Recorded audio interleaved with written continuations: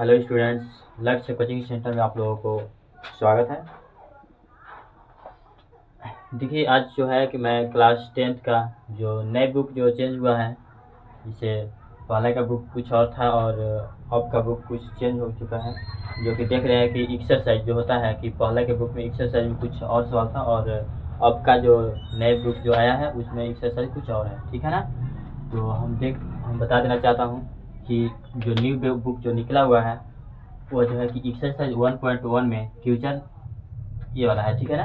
यानी क्वेश्चन क्या है, निम्नलिखित संख्याओं को, है ना, अभाज्य गुणनखंडों के रूप में व्यक्त कीजिए, ठीक है ना। तो आप लोगों को जितना भी कुछ बताया जाएगा ये नए बुक के, है ना, एक्सरसाइज एक एक प्रश्नावली के साथ वीडियो बनाएंगे, ठीक है ना। देखने का भी लगेगा। क्लास क्या है, 10th का है। चलिए अब हम इस क्वेश्चन को बारी बारी से हम सॉल्व करते हैं। आप लोग ध्यान से देखें और अच्छे से समझें, ठीक है। समझ में नहीं आएगा तो कमेंट में जरूर आप लोग बताएंगे और उस कमेंट के माध्यम से आप लोगों को अच्छे से फिर से समझाने का प्रयास किया जाएगा, ठीक है ना। तो चलिए हम 140 को क्या करते हैं, अभाज्य गुणनखंड करते हैं, ठीक है ना। तो 140 तो यहाँ पे हम लिखेंगे 140 का लिखेंगे का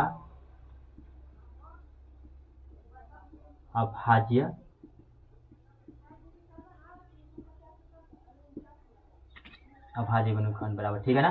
तो हम इसको क्या करेंगे कि रफ पेज में 140 को गुणनखंड तोड़ेंगे, ठीक है ना। या तो यहाँ भी कर सकते हो, कोई दिक्कत नहीं। चलो इसको 2 से कटेगा, 2 से तो 14, 2 से कटेगा 2 तिहाई 6, 2 पचे 10, ठीक है ना।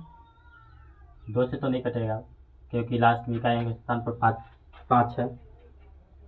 चलो 3 से काट, 3 से भी नहीं कटेगा ना, डायरेक्ट 5 से कटेगा, ठीक है ना। 5 7 35, फिर 7 से काट देंगे, ठीक है ना। इसका मतलब संख्या इस प्रकार से गुणनखंड वैसे आया, ठीक है ना। तो हम 140 के गुणनखंड क्या लिख सकते हैं, 2 गुने 2 गुने 5 गुने 7, ठीक है ना। अब इसमें यहाँ पे करना क्या है कि अभाज्य गुणनखंडों के, है ना, गुणनखंडों के रूप में व्यक्त करना है। तो इसको कैसे लिख सकते हैं कि 2 इसमें कितना है, 2 है ना। तो इसको हम कर क्या सकते हैं कि 2 का पावर हम 2 लिख सकते हैं ना। तो 2 का पावर 2 कर देंगे, फिर गुना भी चिन्ह देंगे, 5 देखो एक ही ठो है ना, तो हमें एक ही ठो लिख देंगे, ठीक है। और इस 7 का 7 लिख देंगे, देखो तुम्हारा यही आंसर हो गया, ठीक है। इसी प्रकार से चलो हम फिर दूसरा बताते हैं। ये तुम्हारा पहला था, ठीक है। दूसरा क्वेश्चन ऐसे बनाएंगे ना, तो उसको हम रफ किए थे, इसको हम मिटा सकते हैं। फिर इसी प्रकार से दूसरा क्या है,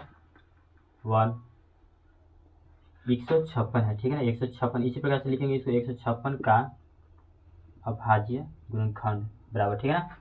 156 का हम क्या है गुणनखंड कर सकते हैं, तो फिर से इसी प्रकार से बारी से करेंगे 156, ठीक है ना।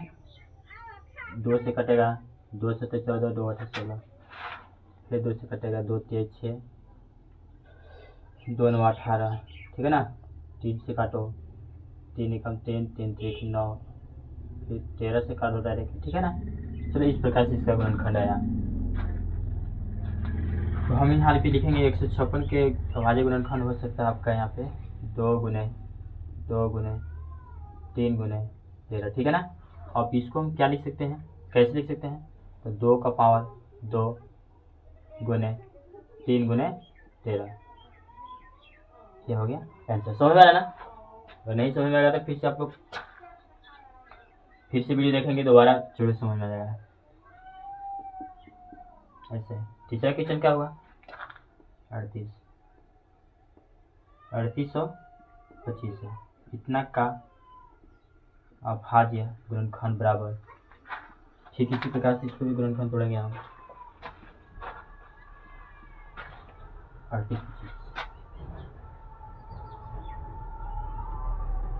चलो देखो इकाई स्थान पर 5 है, इसका मतलब जो है ना या तो 3 से कटेगा या तो फिर 5 से कटेगा, क्योंकि 3 के पढ़ाई में 5 आती है और या तो फिर 5 के पढ़ाई में 5 आती है। जैसे 3 पे 15 और 5 पे 25, देखो 3 से कटेगा कि नहीं, 3 का 3, 3 3 आगे 6, 3 का 12, 3 से शायद, हाँ 3 से कट रहा है ना। चलो 3 से काटो, 3 एकम 3, 3 आगे 6, 3 से 21, 3 पचे 15, ठीक है ना। फिर देखो 3 से कटेगा, 3 से 3 चौका 12, 3 दूना के 6, 3 पचे 15, ठीक है ना। देखो अब 3 से शायद नहीं कटेगा, ठीक है ना। तो डायरेक्ट 5 से काटेंगे, 5 8 40, 5 25 30, ठीक है ना। फिर 5 से काटो, 5 से कम 5, 5 7 60, ठीक है। फिर 17 से काटेंगे, 17 कम 17। तो इसका हम क्या गुणनखंड लिख सकते हैं, 3 गुने 3 गुने 5 गुने 5 गुने 17, ठीक है। इसमें देखो तो यानी क्या है, 3 3 2 है, तो इसको हम लिख सकते हैं 3 के पावर 2 गुने 5 के पावर 2 गुने 7 70, है ना। इस प्रकार से ये भी आंसर हो गया। आप तो अच्छे से देखते रहे, एक एक सवाल को सोल्व करेंगे हम, और ऐसा कोई सवाल नहीं रहेगा कि हम इसको छोड़ सकते हैं, ठीक है ना। चलो इतना तब तक उतारिए, जगह नहीं है। अब इसको जो है कि उतारने के बाद जो है कि चौथा क्वेश्चन फिर हम बनाते हैं, ठीक है ना। जल्दी कीजिए। अब इसको क्या करते हैं, इसको हम क्लियर करते हैं, सही रहेगा, ठीक है ना।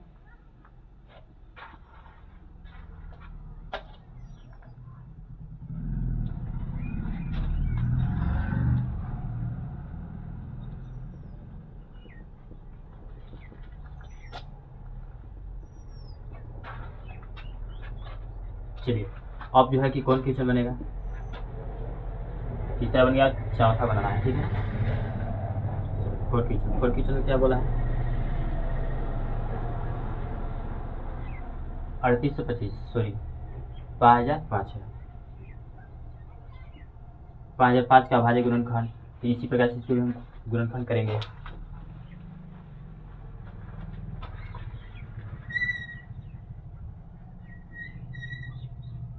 चलिए जो है कि 5 से कटेगा, ठीक है ना।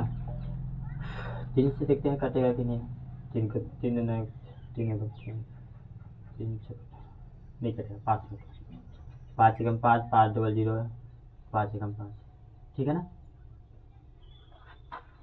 फिर देखो 5 से कटेगा, 5 गुना कर 10, 5 से नहीं कटेगा, ये कटेगा डायरेक्टली, 11 से कटेगा शायद, 11 9 99, 11 कम 11, ठीक है ना।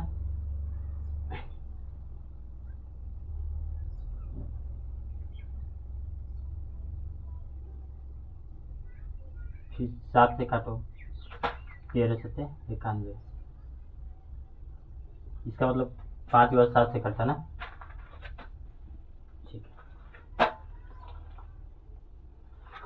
अब इसको हम क्या कर सकते हैं कि इसकी जगह हम लिख सकते हैं 5 गुने 7 गुने 11 गुने 13, ठीक है।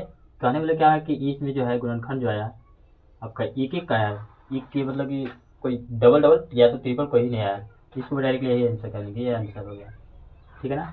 चलिए अच्छा, अब चलिए हम 5वां क्वेश्चन बताते हैं।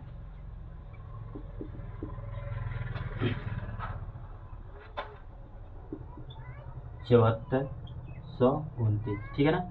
इतना का अभाज्य गुणनखंड बराबर, ठीक है ना।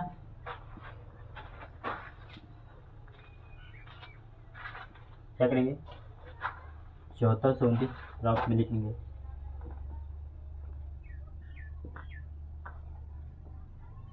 चलिए लास्ट में 9 है, तो इसका मतलब 3 से देख लेते हैं कटेगा नहीं, ठीक है ना।